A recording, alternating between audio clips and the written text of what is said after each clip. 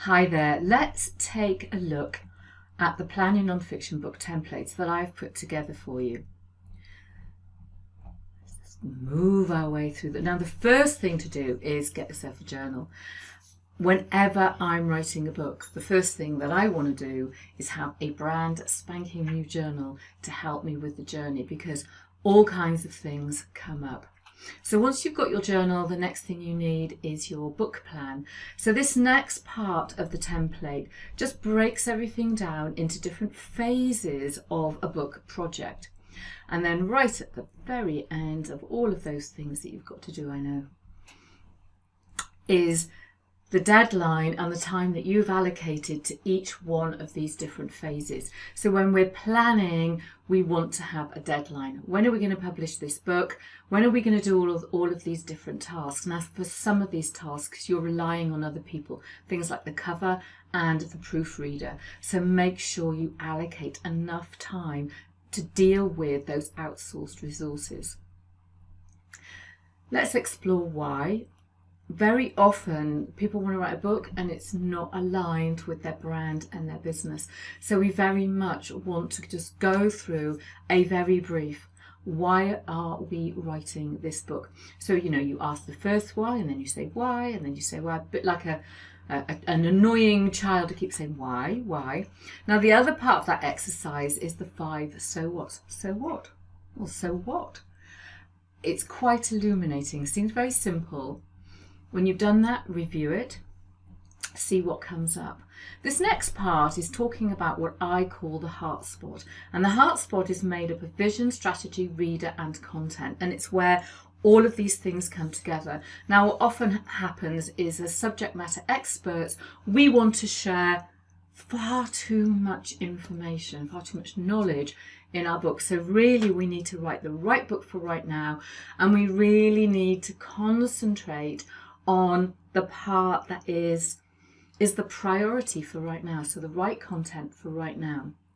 So the first thing to do is to write down what you think that is.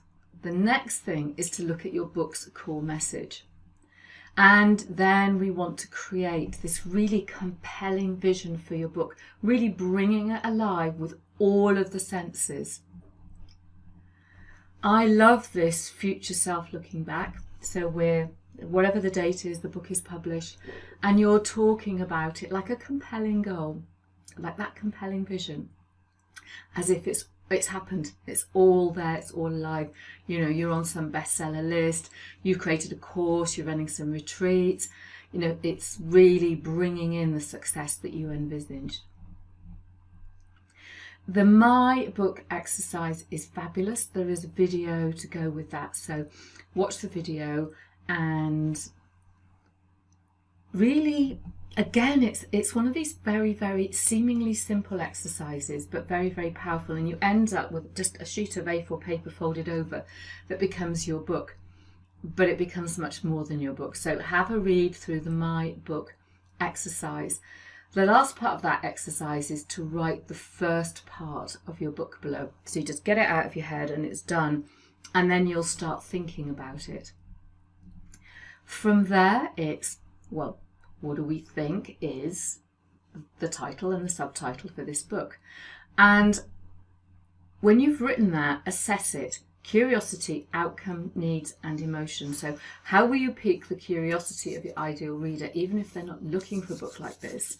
What is your promise, and what does what do they, your ideal reader, get from reading your book? And how does it address a need or needs in your ideal reader? And then it's about using some power words so that you create an emotional connection. So you've got a couple of book ideas to play with, and then after reflection, you come back and choose the title of your book and why you believe that's going to work. Then you're going to brainstorm some book ideas. So you've got some titles, just start brainstorming at least 5 book ideas, because what's going to happen at each of these stages is other things come up, other ideas. So you might have some titles, and with a title you might have 3 or 4 different ways that you want to express it. So just have a play and a brainstorm. The next part is thinking about your publishing route, because that will affect your choice of book and how you go to market and the way in which you write it, because you're going to then have to go and find yourself an agent and start to sell the book to them. Now, what's important is whichever route you go, that you build your own marketing platform and find people that you can sell the book to. It's very, very important that we do some market research. And I've used this thing called Steeple, which is very good for both the book and the business. And it's fairly self-explanatory. There's a worksheet for each of the different sections. And it just talks about, so in this particular one, what effect do the changes in social and cultural trends have on your book now and the future, the impact on your book. So you can see that you can go through each of these worksheets doing some research, because we really do want to write the right book. Okay, looking for competitors. What are other people looking for? So think of keywords that people are searching for and the number of monthly searches, and any book titles that, again, do that one on both Amazon and on Google or search engine of your choice, and then book titles, do that on Amazon. And then we want to have a quick summary of a number of your competitors. Again, this worksheet is fairly self-explanatory, and do a competitors review. You're looking for gaps in the market. So you're looking at, here's this idea I've got. Who else has written something? How popular is it? And where are the gaps that I can capitalize on? So we do our competitors review. And you'll also need this competitors review when you do your book proposal.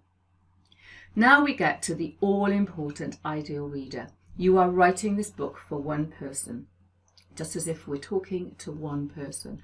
So there's some different exercises for you to go through to find that ideal reader. Now, when you create a book and you write for one ideal reader, you make a better emotional connection.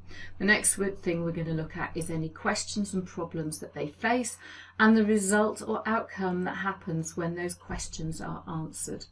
Again, this helps you find the content for your book. We're talking again about our ideal reader. Now we're going to write a real first back blurb. We did it on the My Book exercise. Now we're going to really get connected to it. So we've looked at the ideal reader, we've thought about our vision and book titles and all sorts of ideas, and we're whittling it down. So we're going to write the book blurb. And then we want to bring together the core message of the book, the brand and the business, and just a few notes on an outline strategy. When you have that, so we're bringing together that heart spot. So again, when we come to creating outlines, we could use those questions to create the chapter titles. So go back and look at those questions and then just reframe them so that they become chapters. Then we've got chapter headings, key messages, and call to action. Next, just bring it together with a short synopsis. So looking at each of the chapter titles, just say, this chapter is about. The storyboard for each of the chapters just again brings all of this onto one sheet of paper. So the chapter is about, how does it start, my story. Again, review those 3 key questions, thinking points, call to action, what does the reader learn, why is it important for them to know this, and then a little bit of the how bit. So is it going to be a case study, a story, an interview, or what? And then questions for exploration. And then the next bit is brainstorming chapter subtitles, and then a blog plan, because one of the best ways of getting your content out is to blog it. Okay, so we have 10 of these. So I'm going to very quickly scroll through, get to the end of our 10. Blogging is a brilliant way because you get feedback on what you've written, and that helps you then to really bring your chapters alive. So we've got all of those. Now we want to think about and you might want to actually do this first. How long is it going to take you to write this book? And you need to do some test writing so that you know how many words you can write per hour and how many words you can write a day. And that just helps you set some of those deadlines for your plan.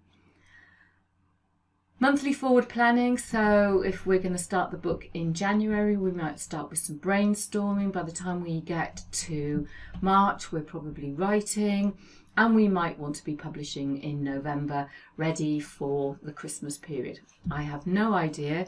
It's a really good idea to have a look at some of the awareness days to see if you can tie your book in with something else that's going on.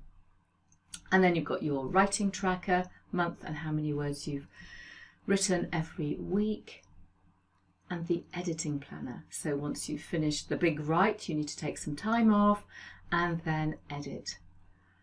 Finally, we have this thing called business model for my book, and I've included a video on what that is, and it's a really lovely way on one sheet of paper to think about your business, your marketing plan for your book.